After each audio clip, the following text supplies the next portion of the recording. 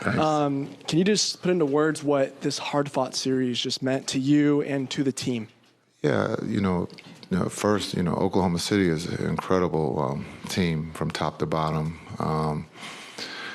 Great coach, great players. It was not an easy series, but for us, it was a really good series in the sense of staying together. I thought the trust was tested throughout this series. Game 1, Game 2, Game 3, all 6 games. But I thought the maturity and trust for the group was high. And different guys stepped up at different points in the series. Also, in tonight's game, wasn't Luka or Kai making the game winner. It was the trust of Luka. The ball touches the paint, they collapse. He trusted PJ. PJ gets fouled. He steps up and makes the free throws, and we find a way to win. But it's, for the coaching staff, they did an incredible job of getting these guys ready to play, and the players trusted the game plan and executed the game plan, and we found a way to win the series. Jason, you guys were down 16 at the half. It seemed like they had everything going their way. What was your halftime speech like? Yeah, well, we talked about just the turnovers. That was the first part. The second part was just the trust in that we had to play faster. We were not playing fast enough. Even if they score, we needed to take the ball out and not look around and walk the ball up. And I thought to start the third, I thought D. Jones got us off to a great start. And then we worked the game, understanding that we were going to, get those 16 points in 2 shots. I thought the group stayed together, trusted each other, and worked the game and got it down to 7 there at the end of the third. And now it's anybody's ball game. And again, our zone created some missed shots and some turnovers, and then we capitalized on the other end. But halftime, it's kind of a cool thing because we just kind of talk, and I thought the group responded again, being down 16, and we knew what we had to do, and we did that to start the third, and we did that for pretty much the whole second half. PJ, he was scoreless for 3 quarters and just came up with some big points there in the fourth quarter. Yeah, PJ was well rested. We had to talk about the foul and the hacking out there, but he picked up 2 quick fouls, and so he was rested. But the beauty of PJ being around him for this short period of time is that his character is like no other. You would have thought he had 30 points tonight. He just plays. He never complains. He's guarding the best player on the other side. There's very few plays ran for him. He just does his job at a high level, and we're very fortunate to have him. But, yes, he didn't have any points going there, and then he knocked down some big shots and then made the free throws. And the biggest play, and it won't go as the biggest play, but to miss the free throw in the proper way without, sometimes we say miss the free throw and we'll just hit the backboard and they get the setup. We didn't want them to set up. They had no timeouts. And so we've learned, not to run away from the ball, but to press the ball, to make the ball go back, and because we've lost the game that way. So a lot of things that we've learned along the way, we were able to execute their late game. Jason, big question, I guess, but what do you think it says about the franchise's culture that this is your second Western Conference Finals trip in 3 years with 2 very different teams knocking off number 1 seeds both years? Yeah, I mean, we got to build a culture. It was, there's no shots at Rick. Rick did the best he could with the roster that he had. But since we've been here, we go the first year, our defense was incredible. And then our offense, joined the party. We got to learn what it meant to win. Last year was a building year. Every year is not going to be a championship year. It just doesn't happen in sports that way. But I thought Nico did an incredible job this summer, and also since he's been here, putting the pieces together that fit. And then sometimes you just got to give people time, and sometimes we don't. We just rush to the point that we suck or we can't do something, right? Unfortunately, a lot of you are wrong. but that's cool. And we'll see as we go forward. But our goal is to win a championship, and that's what we're trying to do. But sometimes you guys don't see that, and it's all right. You got to do your job because we really don't care. And that's the beauty of our culture, is that we're not affected by what's written negatively. We just go out there and play for each other, and that's what's going to win a championship. And hopefully at the end of time here, we can hold another trophy. I've had that opportunity to do that here. It's incredible, but it is hard. It's the hardest thing to do in professional sports, is to win a championship, because there's only one. No one gets a second place trophy or third place. So our culture is what you see. There's the trust, there's the enjoyment, there's fun.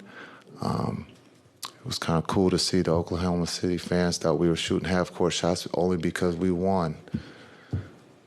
But since we've been here for 3 years, that's what we've done. So we got to make sure when we do right stuff that we get the right things out, to correct things, or we correct the people who are wrong. But I love this culture. This is a great challenge as a coach. I got great guys that I trust and believe in, win or lose, and that's the beauty of the Mavs right now. Yeah. Lively played 30 minutes today, 12 points, 15 boards. Just how impressive has he been this playoff, and just how difficult can it be for rookie big men when they get to the playoffs for the first time? Yeah, that's a great point. We just talked about that in the back. There's quite a few guys who have not been in the playoffs, and they've now made it to the Western Conference Finals, and D-Live is one of those. I don't think we took him out in the second half once he entered the game. I thought he did an incredible job of imitating Moses Malone. He grabbed all the rebounds. He gave us second or third opportunities.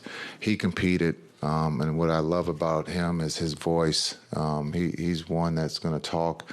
He's blocking three-point shots.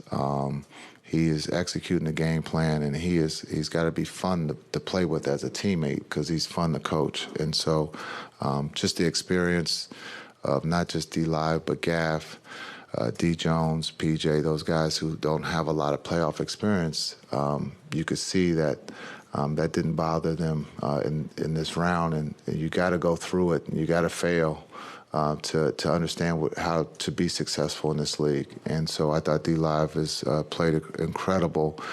It's easy to say he should start, but he's playing his role for us, and that's coming off the bench and giving us energy and changing shots and finishing in the paint. But I thought he did a great job of stepping up to the free throw line too.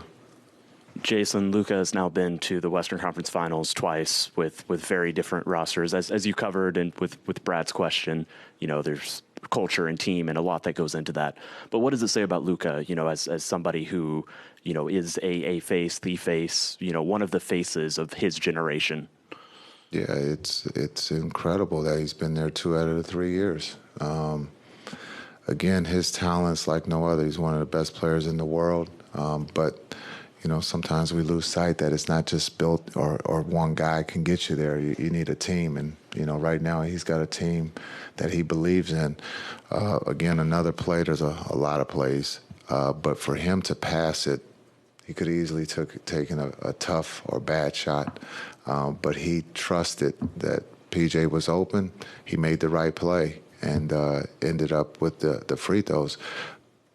Luka could have easily done his step back and shot over the two guys, make or miss. We would have said that's a good shot.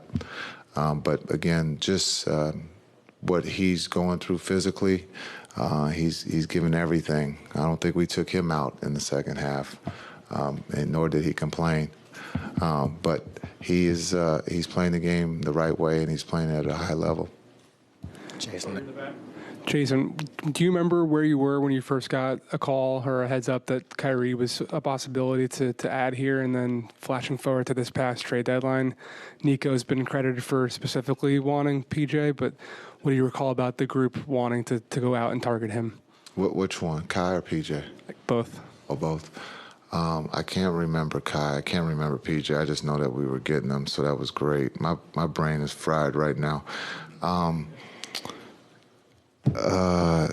Kai in the trade, when we were making the trade for Kai, it was we need pieces, we need talent. We need guys that can go with Luka, who can fit, what Luka can, what Luka needed. Unfortunately, it wasn't fast enough, but it's pretty cool now. And so it's something that Luka needed. It's something that the Mavs needed. We haven't had a small like that. We've had Dirk, a guy who can get his own shot, who can score. We've had Luka, but now to have Kai, on one side and Luka on another, it's tough to double team because now you're letting Kai play one-on-one, or you're rotating to Kai and he has the advantage. And so it was big getting Kai, and then his calming influence with the team. He's never in a hurry. He's never, he's always calm. He's always positive on the bench. And so that's what getting Kai, I thought it was a great thing to do. We still believe that's the right thing to do. And then PJ and Gav, we were in New York, and so I was actually at a play with the team. We went to a play, and so when we got word that we were making a trade, I left the play to talk with Luka and Nico. And Nico did his thing and got those two guys at the trade deadline. What player are you at? Damn, I don't know. It was a good play for the first 30 seconds. 2 more questions. Jason, to go a little further with Kyrie, the other night he said this was the most difficult series he's ever been a part of. And I saw you have a conversation with him there in the third quarter, midway through. What can you share about what you told him? Just because it seems like things kind of took off from that point. And why do you think this was the hardest series Kyrie's ever been in? Yeah, that's a great question, Mike. When he actually said that to me, when he said that this is the hardest thing that I've ever gone through. So I said, "Is it?" Well, you did win a championship, so it was easy. So I said, it's cool. Actually, this will be a great story to be able to tell your kids how hard it really is to win. And so nothing comes easy in life. And so I just told him that just put this up there with some of the hardest things that you're going to have to grind through, and that we got to find a way to help us win this game. And he did. Yes, he's probably exhausted. Yes, he's probably felt like he could have made a couple shots, but he did his part to help the team win on the defensive end, and also accepted the double teams. So when you look at his series, yes, he didn't have the offensive explosion, but the glue, he was the glue in this series. He kept everybody together. He kept everybody positive. Yes, it was the hardest thing, but it only gets harder, and that's what makes it fun for the great ones. Jason Newey here. Can you speak to the magnitude of knocking off a #1 seed, and then the fact that you made all the deals that you made, having people come together, and having it all result right here in a trip to the Western Conference Finals? Yeah. I think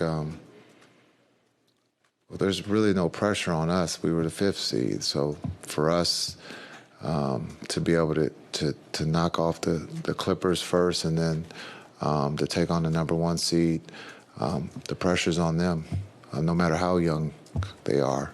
The pressure, they had to win this series because of what they've gone through during the season. To get the #1 seed could go to waste, but the experience is good for them, and they'll get better from that. But for us, it's just a matter of just taking one game at a time, executing the game plan, and finding and believing that you can win. And that's what that locker room and around the Mavs employees, everyone believes that we can win. This is a great group. They hang out, they tease each other. We have fun.